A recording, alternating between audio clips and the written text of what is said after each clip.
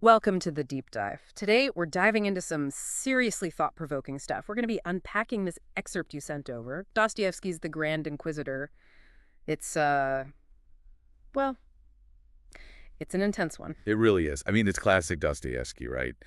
So much packed into this fictional encounter. Yeah. Jesus back on Earth. But during the Spanish Inquisition, makes you think. Yeah, no kidding. He doesn't come back to, like, parades and, celebrations or anything. Straight into a prison cell. Exactly. It's like Dostoevsky's pushing us right to the edge of our seats from the first page. And keep in mind, this whole thing is a story within a story, is even this skeptical character in The Brothers Karamazov who's describing it. He's talking to his brother, Alyosha, who's about to become a monk. So you've got these two totally different worldviews clashing right there in the background. So we have this setting, this really stark, almost claustrophobic dialogue between Jesus and this Inquisitor. And it's the Inquisitor who really drives the conversation. He's the one who locks up Jesus and then just unloads on him.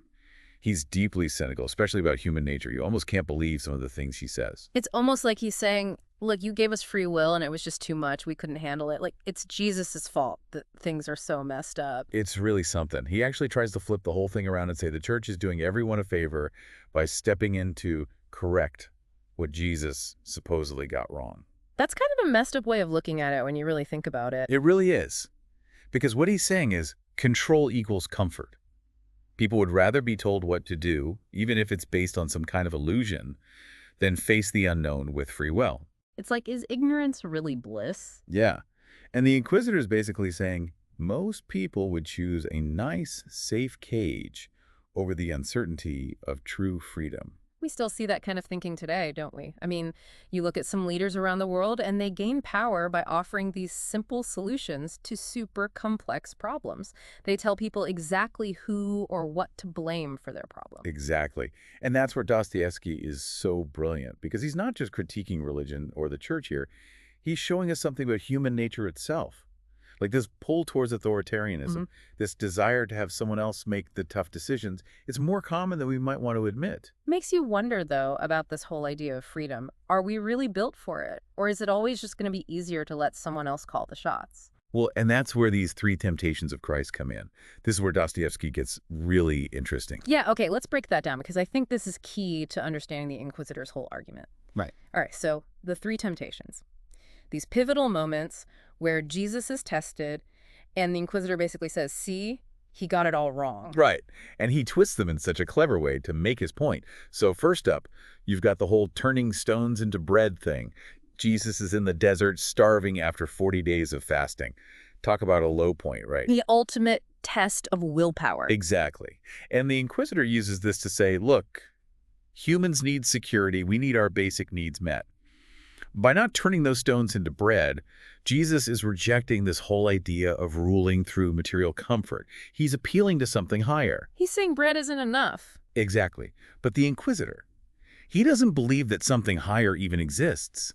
He thinks people are only motivated by basic desires, by comfort and security. So then we move on to that scene on the temple, where Jesus is tempted to throw himself off and force God to save him. Oh, man. Talk about dramatic. And the Inquisitor's take on this one. He claims Jesus missed a golden opportunity. Imagine if he jumped and survived. Instant proof, right? Everyone would have believed. Who needs faith when you've got a miracle like that? Right. But the Inquisitor misses the whole point of faith. It's not about blind obedience to a spectacle. It's about wrestling with doubt, with uncertainty. It's about choosing to believe even when you don't have all the answers. So not exactly a walk in the park then. Okay, and that brings us to temptation number 3, the whole accepting worldly power thing. And in the Inquisitor's mind, this is where Jesus really messed up. He should have taken control, established a rigid system, no room for error, basically become this all-powerful but hopefully benevolent dictator. Because people can't govern themselves. That's his big takeaway. That's it. Too much freedom, recipe for disaster. And he paints this picture of this perfectly ordered world.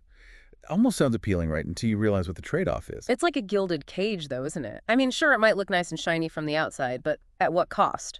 You're giving up your freedom, your individuality, your right to even disagree. And that right there, that's the heart of what Dostoevsky is forcing us to confront. Are we willing to sacrifice so much just for the illusion of order and security? Yeah. And the really crazy thing is, he doesn't give us any easy answers. Hmm. Even at the end, when Jesus just kisses the Inquisitor and walks away, it's like, wait, what does that even mean? Right. Is it compassion, anger, judgment? We're left to figure it out on our own. And that's the beauty of it, right? It's not about being told what to think. It's about asking these tough questions, even if they make us uncomfortable. Hmm. Because in those moments, when we wrestle with doubt and uncertainty, that's where we really discover what it means to be human. So if there's one thing to take away from today's deep dive, it's this. Next time someone's offering you a simple solution to a complicated problem, next time you feel tempted to trade in a little freedom for a little security, remember this conversation. Remember that those easy answers often come with a pretty hefty price tag. Keep asking questions. Keep grappling with these big ideas, especially when they make you squirm. That's where the good stuff is. Until next time on The Deep Dive, keep diving deep.